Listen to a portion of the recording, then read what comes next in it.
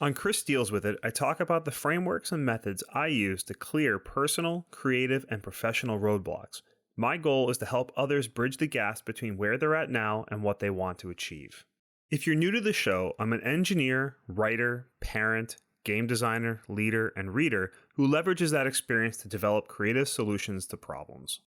First, an AI statement that all elements of this episode are products of the author, Chris Kreuter, and made without the use of any AI tools. Welcome to episode 75 of Chris Deals With It, a creative process, Ideation. This is part one of a multi-part series about the creative process. We'll cover my thoughts on how this process applies to creating and publishing works, and how it applies to games, fiction writing, other creative endeavors, and our professional careers. As always, the views expressed in this podcast are mine. What works for me isn't likely to work for you exactly the same way. The usefulness of these various pieces of advice will depend on your project, experience, tools, and more as I'll get into.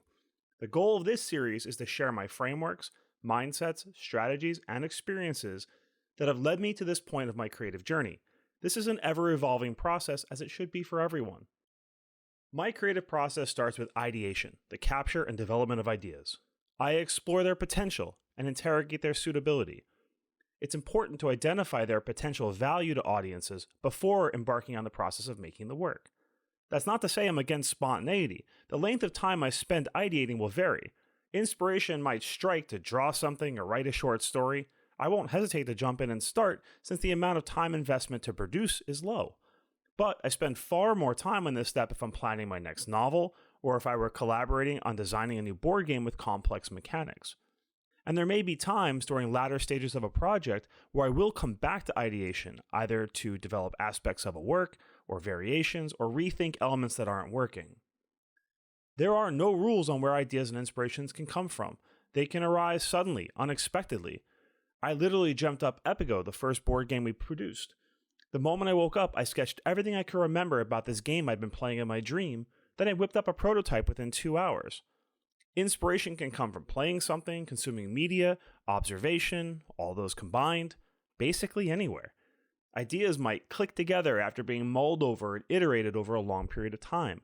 Or they can be developed during collaborative brainstorming sessions that are dedicated to creating ideas from defined limits or restrictions. One tip: be ready to strike when the ideas come. Keep a notebook around whenever possible.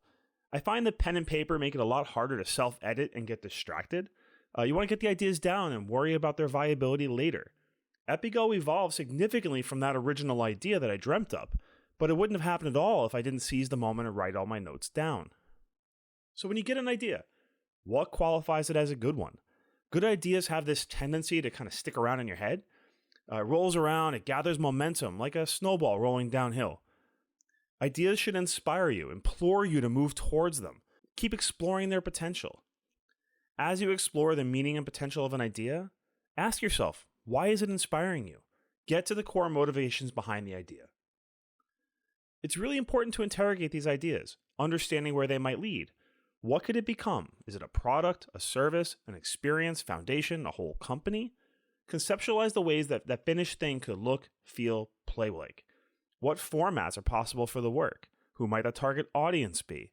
Where and in what context might they come across your work? Is this something that you would want to buy, use, experience if it existed today? If not, it might be a sign of a project they might lose motivation on. It's also important to ask yourself if you're the right person to develop the idea. I'm a big proponent of writing about what you know.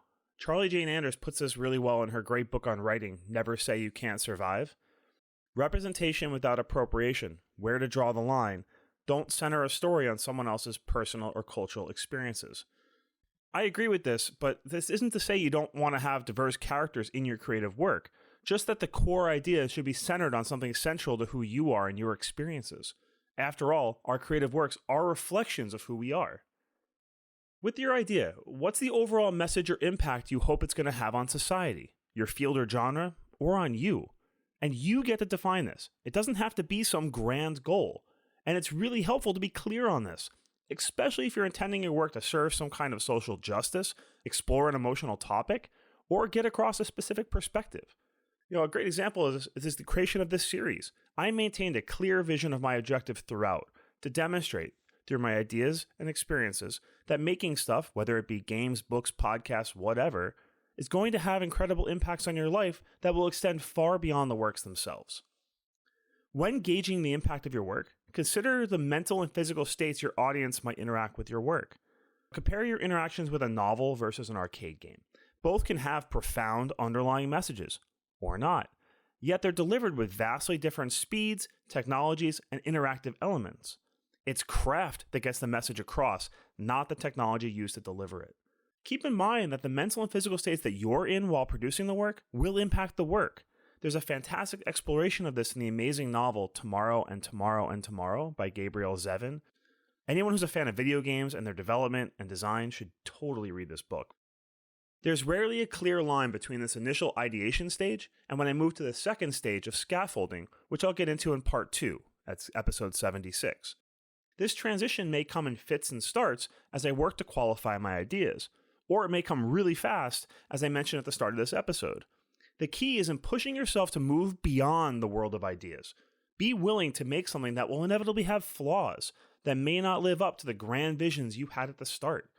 But through the creative process, you may end up with something unexpected, something that takes you to unplanned places or causes you to interact with unexpected people, gaining unique experiences and skills along the way.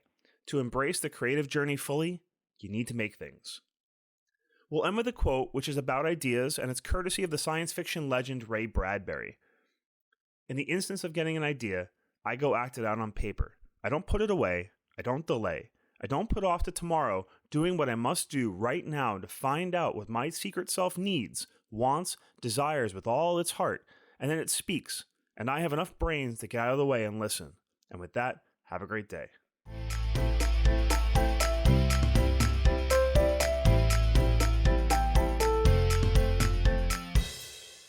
If you feel that Chris dealt with it, I'd appreciate your support of the show by sharing it with someone who might benefit. Ratings on your favorite podcast player are also helpful in growing the audience. Visit chriskreuter.com for free downloadable PDFs with notes and resources from today's episode, sign up for the CDWI mailing list, or to send in your problems or requests for future shows. That's CHRISKREUTER.com, or use the link in the show notes.